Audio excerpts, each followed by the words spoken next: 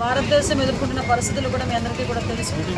ఈరోజు మనం ఏదైతే మన ఆత్మవిశ్వాసం గురించి సెల్ఫ్ రెస్పెక్ట్ విషయంలో మనం చేస్తున్న ఒక పోరాటం అనే చెప్పాలి.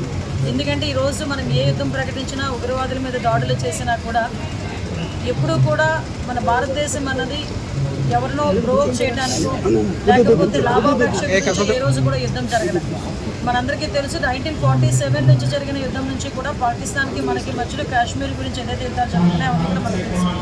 1947లో జరిగిన యుద్ధం కానీ, 1965లో జరిగిన యుద్ధం కానీ, 71లోని బంగ్లాదేశ్ లిబరేషన్ గురించి జరిగిన యుద్ధం కానీ, అవన్నీ కూడా ఎక్కడ చూసుకున్నా ఆఖరికి 2016లో జరిగిన సర్జికల్ స్ట్రైక్స్ కానీ, 19లో జరిగిన ఎయిర్ స్ట్రైక్స్ కానీ, ఇవన్నీ చూసుకున్నా పెట్టాలని చూస్తున్నప్పుడు మాత్రమే మనం తిరిగి చేసిన ప్రతిచర్యగా మనం భావించుకోవాలి. మన రీసెంట్గా అందరూ కూడా ఏ పరిస్థితులు మనం చేయాల్సి వచ్చిందో మనందరికీ కూడా తెలుసు. ఆపరేషన్ సింధూర్కి సంబంధించి సిచ్యువేషన్ కూడా వెళ్తే పెహల్గాంలో సుమారుగా 26 మంది యాత్రికుల్ని మతం అడిగి మరి హిందువా ముస్లిమా అని అడిగి మరి అతి దారుణంగా వాళ్ళ కుటుంబ సభ్యుల కళ్ళ ముందే చంపిన పరిస్థితి కూడా మనం చూసాం. అందులోని ఒక కొత్తగా పెళ్లి చేసుకొని కొత్త జీవితంలో పెట్టిన జంట ఆ భార్య ముందే ఆ భర్తను అతి కిరాతకంగా చంపిన సందర్భం. వీళ్ళందరికీ కూడా మళ్ళీ అక్కడికి వెళ్ళి మీరు వెళ్ళి మోడీ గారితో చెప్పండి అని చెప్పి వాళ్ళు రెచ్చగొట్టే పరిస్థితి. ఇవన్నీ సందర్భాల్లో చూసుకొని కంపల్సరిగా మన దేశంలో ఉన్న ఆడబిడ్డల తాలూకా మాంగళ్యాన్ని కూడా మనం రక్షించుకునే పరిస్థితులు మనం తీసుకొచ్చాము. మన ఉద్దేశంతోనే ఆపరేషన్ సింధూర్ ఏర్పాటు చేసి దానికి కూడా ఒక లేడీ ఆఫీసర్స్ని వాళ్ళకి మనం ఎండాస్ చేసి ఈరోజు మనం ఆ కార్యక్రమాన్ని కూడా చేసాం. ఇక్కడ విషయం ఏంటంటే ఆ యుద్ధం ప్రకటించిన రోజు కూడా ఉగ్రవాదుల స్థావరాల మీదకి మాత్రమే వెళ్ళారే తప్పించి మన ఇండియన్ ఆర్మీ ఎక్కడా కూడా ఆ సివిలియన్స్ మీదకి కానీ అదేవిధంగా మిలిటరీ వాళ్ళ మీదకి కానీ వెళ్ళాలి. కానీ వాళ్ళు మనం చూసుకున్న సందర్భాలను బట్టి చూస్తే తిరిగి మనకి ప్రొవోక్ చేయడం, అదేవిధంగా మన మీద దాడులు చేయడం, ఆ దాడుల్లోని సుమారుగా 4 జవాన్లు వీరమరణం పొందడం, అందులో ఆంధ్రప్రదేశ్కి చెందిన మురళీ నాయక్ నిజంగా వీరమరణం చెందడం మనందరం కూడా నిజంగా చాలా బాధ అనిపించింది. నిజంగా నిన్న వాళ్ళ ఇంటికి నేను వెళ్ళాను, వాళ్ళ తల్లిదండ్రులను కలిశాను. తన తాలూకు దహన సంస్కారాల్లో నేను కూడా పాల్పంచుకున్నాను. 23 సంవత్సరాలు. నిజంగా ఆ పిల్లోడిని చూస్తే చాలా చిన్న పిల్లోడు, ఒక్కగానొక కొడుకు. ఆ కొడుకు కూడా ఎట్టి పరిస్థితుల్లోని కూడా నేను దేశం గురించి సేవ చేయాలి, చనిపోతే నా మీద దేశ జెండా మన జాతీయ జెండా ఉండాలి అని వాళ్ళ తల్లిదండ్రులతో ఎప్పుడూ చెప్పే సందర్భం.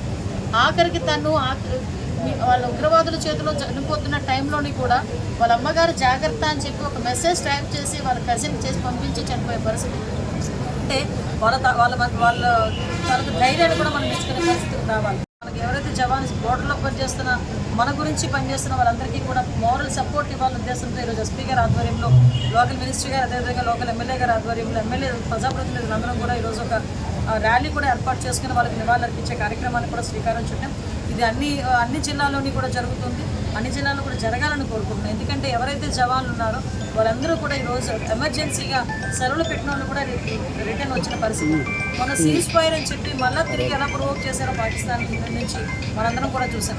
కానీ ఈరోజు దేశం పరిస్థితి ఎటువంటి క్లిష్ట పరిస్థితులు వచ్చినా ఎదుర్కొనే విధంగా మనం 7వ తారీఖున జరిగిన మాక్ డ్రిల్ కానీ, ఈ రోజుకి కూడా ప్రిపేర్నెస్ కానీ, అవన్నీ కూడా అన్ని రంగాల నుంచి వచ్చిన వాళ్ళందరూ కూడా ఈరోజు ప్రిపేర్గా ఉన్నారు.